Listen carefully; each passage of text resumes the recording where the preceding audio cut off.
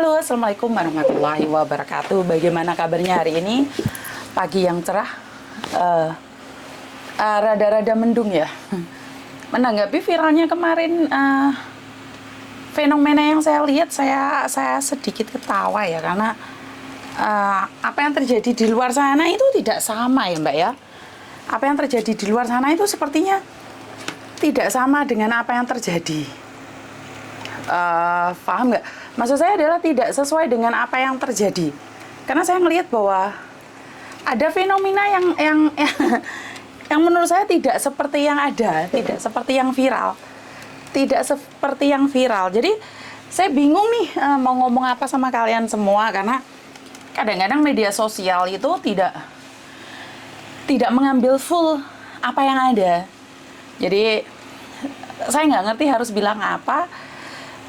Tiba-tiba ada presiden lagi ngomong, itu ditulisin viral TKW Hongkong damprat oknum bea cukai gamis 200.000 dipalak 9 juta. Nah, ini ini bagi saya adalah informasi yang saya kurang tahu seperti apa dan bagaimana, karena ini videonya sudah diedit kemana-mana, jadi nggak ada yang lihat secara nyata itu pesan saya tuh seperti apa. Dan komennya sudah pada ngeri ya, sudah tidak seperti jalurnya lagi. Saya bingung ini saya mau ngomong apa pada kalian semua, dan sepertinya sudah di edit nggak jelas ya Mbak ya. Bagi mbak-mbaknya yang tahu pastinya bilang ngeri-ngeri sedap ya, karena memang informasinya sudah mulai gak jelas, mulai sampai presiden meminta maaf dengan membawa tulisan itu. Opo kuwi? Karena saya menyebutkan salah satu waktu bea cukai itu, saya nanya apakah atasannya yang ketangkap itu, jadi diblunder, dibahas, terus diedit, terus saya nggak tahu harus seperti apa dan bagaimana. Mungkin bagi Anda yang selalu menyaksikan live saya, bagi Anda yang selalu menyaksikan video-video saya dan konten-konten saya, mungkin itu tidaklah kaget ya, karena saya sebenarnya lagi ngerjain para penipu. Dan saya nggak tahu harus ngomong apa lagi, karena memang sudah ramai sekali ya. Saya sudah, tapi bagi Anda yang ingin lihat fullnya, itu kan cuma satu cerita, dan ini di sini saya mulai dibentur-benturkan dengan para YouTuber yang lain yang lebih hebat dari saya. Yang kayaknya saya mulai dibenturin. Ini yang saya tidak suka dari Yuni. Dengerin aja sudah teriak-teriak. Loh, kan kita bercanda ya Mbak dari awal itu, kalau Anda tahu kisahnya itu. Jadi dikasih timer, ya aku ini bukan YouTuber dan saya tuh nggak ngedit loh Mbak. Saya tuh cuma ngoceh seperti ini. Bagaimana saya ngasih timer, coba ajarin aku. Karena saya nggak tahu harus saya cuma ada informasi, saya sampaikan seperti itu aja, dan saya nggak bisa ngedit Mbak. Saya bukan YouTuber ya, kalau bisa dibilang. Ada yang bilang saya adalah YouTuber. Kadang-kadang saya pengen senyum sendiri, karena saya tidak ada keahlian seperti itu. Saya ada usaha, ada informasi saya sampaikan, ada yang nanya saya berikan, itu aja. Ya, jadi buat mbak-mbaknya kalau ekspektasinya terlalu tinggi tentang saya, kayaknya salah deh. Karena saya tidak sepinter mereka. Konten Smini ini yang dampak penjahat beli gamis dan suruh 9 juta. Iya, jadi jujur saya jadi bingung, ini konteksnya saya tuh tidak mendampret bea cukai, tapi cuman kebetulan kan dia mengaku sebagai bea cukai gitu loh. Jadi ya sudah nggak apa-apa, saya biarkan saja. Dan mulai yang nyerempet nggak jelas itu informasinya, mulai apa ya, saya rasa sudah mulai nggak seperti ada apa adanya. Dan kalau kalian membanding-bandingkan saya dengan YouTuber yang lain, itu salah Mbak. Aku itu cuma bermodalkan kamera, yos ngocehnya nih gitu loh. Kenapa akhir-akhir ini saya lebih memilih untuk live? Artinya adalah saat ada sesuatu tuh saya memang, ya itu, seperti itulah keadaannya. Ini yang pertama. Terus yang kedua, dibandingkan dengan konten kreator yang lain, mereka punya tim, terus mereka punya bahan, mereka kan lebih hebat. Yuk dibandingkan saya nggak nutut no bro. Jadi nggak bisa kalau dibandingkan dengan saya, konten-konten kreator yang lain yang pengalamannya lebih hebat, yo ojo dibenturno dengan saya karena memang saya tidak pada ahlinya. Dan kebetulan memang saya menyampaikannya karena dari banyak agent yang menutupin suatu informasi. Itu aja tujuan saya awal. Jadi sudah digoreng, dijadikan topik, sudah jadi lembuh aku kurang ngerti. Ya, yang saya minta itu malah ada orang yang bantu tentang garangan itu ya. Ya tapi nggak ada. Jadi saya kurang tahu harus klarifikasi apa karena ada yang minta saya klarifikasi dong itu mulutnya. Kalau ngomong hati-hati lah. Saya itu mau suruh klarifikasi apa sebenarnya kalau Anda bisa melihat di konten yang full, itu mungkin tidak akan adanya salah paham ya. Salah paham terjadi kan kalian lihatnya yang cuman yang diambil, terus mereka mengatakan apakah nama Pak Ijo itu sangat jelek. Loh. Nama Pak Ijo itu nama kesayangan saya, nama Markona, nama Pak Ijo, orang-orang terdekat saya. Orang-orang yang saya cintai. Jadi mereka berprasangka bahwa apakah nama Pak Ijo itu jelek amat? Loh, karena dalam pikiran saya, dalam otak saya yang saya ingat hanyalah Pak Ijo dan Markona. Berarti itu adalah orang terdekat saya. Orang yang sangat saya cintai. Lah ya aneh loh netizen iki jan rumah saku wis komennya wis belgadus ya. Jadi buat teman-teman di luar sana, informasi yang keluar itu sudah digoreng kemana-mana dan saya sudah tidak bisa mengontrol lagi. Jadi ini kan masalah agamis, iya. Jadi saya merasa bahwa sudah digoreng kemana-mana. Padahal kan saya itu saya nggak tahu ya ini akan dibawa kemana. Cuman kan kebetulan dari pihak pemerintah Indonesia sedang ada gesekan-gesekan kecil, di mana gesekan-gesekan itu juga mengenai pada pemerintah yang akhirnya apapun yang berbau bea cukai, apapun yang berbau pajak itu langsung di-up-kan. Dan saya rasa yang ambil cuplikan pertama saya itu tahu tujuan saya itu apa. Saya itu gampang kagetan, Mbak. Kenapa? Karena aku ini wong apa ya? Wong desa, aku ini nggak begitu tahu tentang banyak hal. Kadang-kadang saya tuh kaget beneran loh. Sampai ditompai video ini disebar. No, itu aku kaget. Aku kaget juga baju beli 200 biaya cukainya 9 juta itu aku kaget. Jadi karena mungkin kan saya itu di Hong Kong sini juga desa ya Mbak ya. Jadi tapi ya desa ini gimana sih? Yang saya tahu itu fangkong saukong, kerja pulang udah makan di rumah, dan saya tuh nggak tahu mana-mana walaupun saya di Hong Kong lama. Jadi saya tuh kuper banyak bahasa yang saya tidak tahu. Ini yang viral, kami semua pengacara turut prihatin dengan para korban. Terima kasih. Jadi sekali lagi mungkin kalau pengikut saya minta maaf kalau ada yang kekeliruan atau sudah digoreng-goreng atau sudah dijadikan sesuatu yang jadi makanan pokok oleh banyak orang, bahkan dari beberapa YouTuber di luar sana. Saya dikirimin oleh kalian itu udah nggak tahu lagi harus seperti apa dan bagaimana. Jadi masalah viralnya bea cukai dan apa yang terjadi dengan muka saya kemarin itu sebenarnya tidak ada keinginan saya untuk viral ya. Jadi saya sama sekali nggak ada tujuan viral ya. Jadi di sini ada yang bilang saya cari cuan atau saya gaya-gayaan. Kadang-kadang saya bingung, Mbak. Kenapa sih video saya bisa viral? Jadi aku nggak ada. Saya harus cari sensasi, mikir seperti apa? Enggak, saya tuh enggak. Saya nggak ngerti. Saya mengalir aja seperti air. Ya ada apa, saya tanganin apa, ada ngomong apa, ya saya lanjutkan apa. Jadi nggak ada dalam pikiran saya planning besok seperti apa. Nih bingung nih besok viralnya apa ya? Apa yang perlu dibahas? Enggak. Saya setiap hari, kalau kalian pernah tinggal sama saya, mereka pasti tahu. Saya tuh tidak pernah tahu apa yang terjadi besok. Ini saya ajarkan pada anak saya. Saya selalu berpikir bahwa, Mami, besok itu gimana sih? Semuanya diplan sama dia, karena dia adalah anak lokal ya. Anak lokal ini kebanyakan semuanya serba planning, Mbak. Planning A, planning B, planning C. Saya selalu mengajarkan dia, kita boleh planning, tapi semua itu Tuhan yang ngatur. Jadi saya selalu ajarkan saat kamu planning itu Tuhan yang akan memberikan jalannya. Dan jangan dipikir terlalu kedukuran. Jangan terlalu dipikir ke dukun. Jadi aku selalu bilang sama anak saya bahwa baik Meme atau Kokonya. Jadi saya selalu bilang apa yang terjadi akan terjadi. Jangan terlalu khawatir tentang hari esok. Hari ini kita melakukan apa, ya udah kita hari ini melakukan. Yang sudah terjadi itu adalah masa lalu.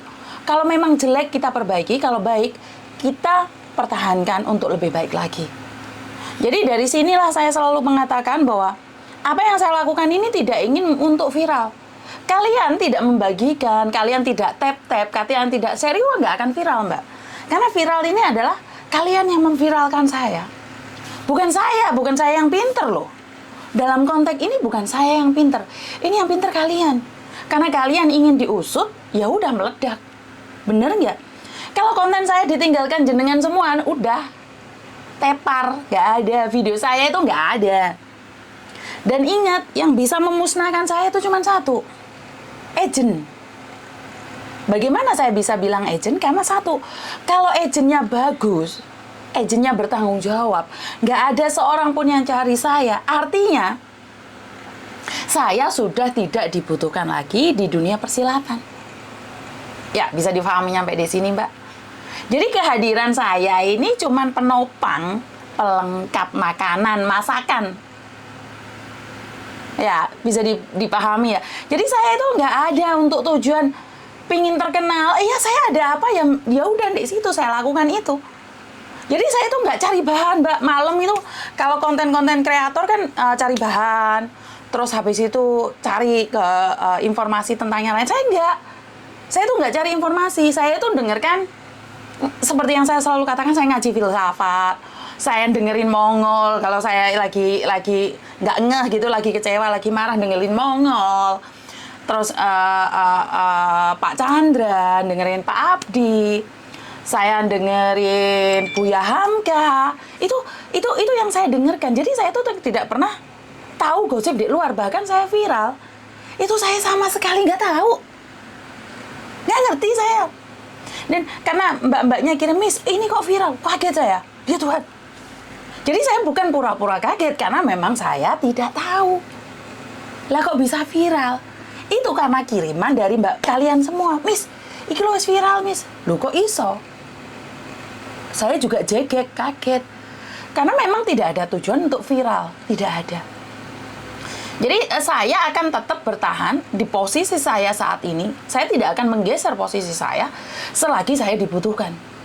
Jadi buat Anda yang tidak suka sama saya, Anda salah. Harusnya kalian katakan sama agent bekerjanya lebih baik, biar tidak ada TKW yang ada di Hongkong ini telepon saya. Ya, jadi biar tidak ada TKW yang mencari saya. Caranya, agent harus the best. Ya. Jadi kehadiran saya ini cuma pelengkap karena dulu saya mantan agent. Ada yang menanyakan kenapa Miss Yuni tidak bekerja di agent lagi. Apa agentnya tidak bagus? Tidak. Berbeda dengan tujuan hati nurani. Selalu saya katakan bahwa tidak ada perusahaan yang tidak ada berbasis bisnis. Jadi mereka semuanya berbicara tentang uang. Masalah norma itu belakang. Dari situlah saya merasakan ada perbedaan. Dan apakah perusahaan yang dulu salah? Enggak. Mereka menjalankan sesuai dengan labor. Jadi saya rasa perusahaan saya yang dulu bagus, nggak ada masalah, cuman kan tidak sesuai dengan saya. Tidak sesuai dengan saya bukan berarti tidak bagus. Karena memang tidak cocok dengan karakter saya yang butuh kebebasan. Lah kenapa Miss Yuni dulu bisa bertahan sampai 15 tahun? Itu karena sesuai dengan tujuan saya awal. Bagi anak-anak yang pernah tinggal sama saya, yang dulu pernah saya bantu, mereka akan tahu bahwa perusahaan saya itu benar-benar membantu, ya. Jadi buat teman-teman kasus yang viral hari ini itu tidak ada planning dari saya pribadi untuk memviralkan, dan kalau menjadi kontroversi saya itu terkaget-kaget. Yo ngerti dhewe aku iki wong pekok, aku gak ngerti di dunia persilatan, per-YouTubean dan per-TikTokan. Yang saya tahu adalah membuat konten. Ya udah tak sebarkan. Dan saya dihina katanya demi cuan rela melakukan apa aja dibandingkan dengan konten kreator yang lainnya. Miss Yuni itu nggak ada apa-apanya. Ya nggak apa-apa. Karena memang dari awal kehadiran saya itu tidak ingin membunuh karakter siapapun. Bahkan ada yang cerita tentang KJRI yang nggak baik. Ya, Loh, kalau nggak baik, otomatis kita harus komplain sama KJRI untuk lebih baik lagi. dengan cara saya. Begitu juga kalau agent yang nggak baik. Saya juga dengan cara saya untuk mengingatkan agent dengan versi saya. Loh ya nggak bisa, saya harus tegas sama orang yang saya sendiri nggak tahu apa yang harus saya tegesi. Iya kan? Jadi buat teman-teman yang di luar sana yang lebih hebat dari saya harap tidak hanya komen gitu loh. Saya itu butuh apa ya? Butuh tindakan. Jadi ojo orang lain buat konten, kalian cuma bisa nyinyir. Ayo beradu informasi, ayo berbicara yang baik-baik, ayo kolaborasi, berbicara satu sama lain. Bagaimana baiknya, ya opo iki Miss Yuni, iki gak sesuai loh Miss Yuni, iki rapi loh Miss Yuni. Yuk ayo, saya tuh menerima segala teguran. Saya tuh nggak harus ngoyok, Mbak. Saya sudah bilang dalam video saya tuh nggak ada yang deloken lah aku ngelek klambi, ngelek konten itu kan yo sakarepku dhewe to. Memang aku bukan ahlinya. Iya, Pak. Jadi saya akan teruskan perjuangan ini sampai Tuhan bilang stop Yun Mulyo. Iya, Kak. Jadi bagi Anda yang tidak suka kehadiran saya karena saya mencari sensasi nggih, mboten napa-napa. Kalau memang kalian bilang bahwa kehadiran saya itu tidak dibutuhkan siapa-siapa, yo ora apa-apa. Karena memang hidup ini penuh perjuangan ya. Jadi saya sendiri tidak akan marah kok dengan apa yang terjadi. Karena memang selera kita beda. Selera kita jauh berbeda. Ngono ya, jadi nyanyi jadi. Buat teman-teman, saya cuma ingin berbagi cerita tentang, karena dari viralnya saya itu saya malah tertarik lihat DPRD, Pak. Aku iki gak ngerti DPRD iki sapa. Ngerjane ngopo ae ngono ki aku kira ngerti ra paham maklum wong desa ki. Saya itu nggak senang politik, jadi mungkin saya nggak masuk di ranah politik ya. Aku iki wedi mbek politik karena katanya ayah saya politik itu menghalalkan segala cara untuk mendapatkan sebuah kedudukan. Dari situlah saya belajar untuk tidak mengenal politik dan saya tidak ingin masuk di ranah politik. Nah, seperti yang saya lihat kemarin itu Pak Mahfud MD ya. Koyok dikeroyok wong sak gedung ya. Seperti itu ya. Bisa ada yang lihat nggak? Boleh dilihat, Mbak. Jadi Pak Mahfud MD itu satu orang dikeroyok oleh orang-orang penting di DPRD itu saya melihat wah, sekelas Pak Mahfud aja ngomong langsung diserang saya gitu lah, meneh sekelas saya. Ternyata DPRD ku pinter kabeh ya. Yang saya lihat tuh DPRD ku pinter ngomongin suka, saya suka, hebat banget. Saya yang tidak tahu tentang politik ngerungokne cermet, Mbak. Ngerungokne kayak wah tunggu ini dengerin dulu orang ngomong belum selesai sudah dibantah. Atau memang gaya stylenya DPRD seperti itu ya, instruksi gitu. Sebenarnya saya sendiri tidak pernah ngerti tentang DPRD, politik enggak. Itu gara-gara video saya viral, terus saya tertarik dengan video-video dari Pak Mahfud MD. Di mana seseorang yang membuka fakta itu diserang. Jadi langsung di apa ya? Kayak dikeroyok, kayak seolah-olah dibungkam ini loh. Apa meneh sekelas Yuni lah. Bener nggak? Jadi seseorang yang menyuarakan kebenaran itu wangel, Mbak. Banyak yang nentang. Ya mungkin masyarakat mendukung, tapi masalahnya kan ra iso ngomong aku koyo ngewedeni gitu loh. Jadi itu serang-serangan, padahal kan Pak Mahfud ingin membongkar sebuah tradisi jangan korupsi ya. Tapi waduh, kejat kabeh. Yang saya lihat adalah reaksi mereka. Jadi keren tuh nggak, DPR tuh keren banget gitu loh. Jadi mereka itu meeting kan dapat uang ya. Katanya kalau meeting dapat uang ya. Lah, aku diserang, kalian dapat uang nggak? Sopo meneh iki telepon.